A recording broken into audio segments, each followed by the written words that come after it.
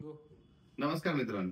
मित्रांनो, एफकॅट म्हणजेच air force common admission taste ची जी परीक्षा आहे 2026 ची, त्याचं नोटिफिकेशन जस्ट आलेलं आहे. आणि यामध्ये जी फ्लाइंग ब्रँच असेल किंवा ग्राउंड ड्युटी असेल, या संदर्भातली सगळे जे नोटिफिकेशन किंवा वॅकन्सीज त्या ठिकाणी देण्यात आलेल्या आहेत.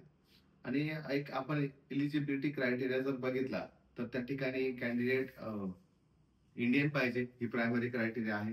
त्यामध्ये एज जे आहे 20 ते 24 वर्षाच्या दरम्यान तुमचं पाहिजे. आणि यामध्ये स्पेशली ग्राउंड ड्युटीसाठी जर तुमचं एज बघितलं तर 26 पर्यंत तुम्ही एक्सटेंड करू शकता. एनसीसी स्पेशल एंट्रीच्या ज्यांच्याकडे सी सर्टिफिकेट असेल अशा विद्यार्थ्यांना 10% वॅकन्सीज त्या ठिकाणी काय म्हणतात रिझर्व्ह केलेल्या आहेत. आणि दोन्ही कमिशनला म्हणजे शॉर्ट सर्व्हिस कमिशन म्हणजे 14 इयर्सचं आणि परमनंट कमिशन, अशा दोन्ही कमिशनला त्या ठिकाणी तुमची अपॉइंटमेंट होणार आहे. एज्युकेशनल क्वालिफिकेशनचा जर विचार केला तर त्या ठिकाणी फ्लाइंग ब्रँचसाठी तुमचं मॅथमॅटिक्स आणि फिजिक्स ग्रॅज्युएशन मध्ये असणं गरजेचं आहे. 10+2+3 अशा पद्धतीने तुम्ही ग्रॅज्युएशन कम्प्लीट केलेलं असलं पाहिजे, किंवा 10+3+4 असंही चालू शकतं, म्हणजे इंजिनिअरिंगही त्या ठिकाणी चालणार आहे. एक जर विचार केला पुढचं की ग्राउंड ड्युटीसाठी मिनिमम फिजिक्स आणि मॅथमॅटिक्स मध्ये पुन्हा एकदा 50% मार्क्स त्या ठिकाणी असायला पाहिजे. अजून खूप सारे त्या पूर्ण नोटिफिकेशन मध्ये सगळ्याच ग्रॅज्युएशनचे जे सगळे कोर्सेस आहेत त्याबद्दल इन्फॉर्मेशन दिलेली आहे.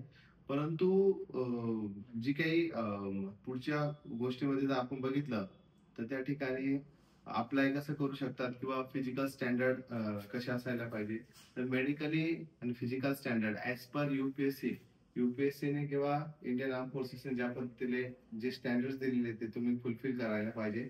fcat.edcil.co.in या वेबसाईट वरती तुम्ही जाऊन तो फॉर्म भरू शकता. त्यामध्ये जर ज्यावेळेस एफकॅटचा पेपर क्लिअर होईल तर त्यावेळेस तुमचा जे पुढची जी स्टेप आहे ती एसएसबी इंटरव्ह्यू साठी असेल.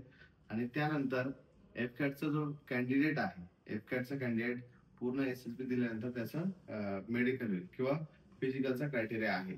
यामध्ये सगळ्यात मोठी गोष्ट जी आहे की ती 1600 मीटर साठी तुम्हाला 10 मिनिटं त्या ठिकाणी देण्यात आलेले आहेत.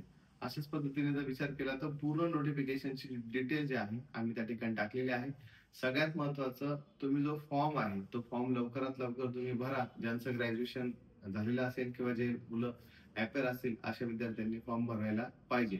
फॉर्म बद्दल, डॉक्युमेंट्स बद्दल आणि एफकॅटच्या ओव्हरऑल स्टडी बद्दल, स्टडी मटेरियल बद्दल तुम्हाला कुठलाही डाऊट असेल किंवा काही माहिती हवी असेल तर दिलेल्या नंबरवरती तुम्ही नक्कीच संपर्क साधावा. जय हिंद.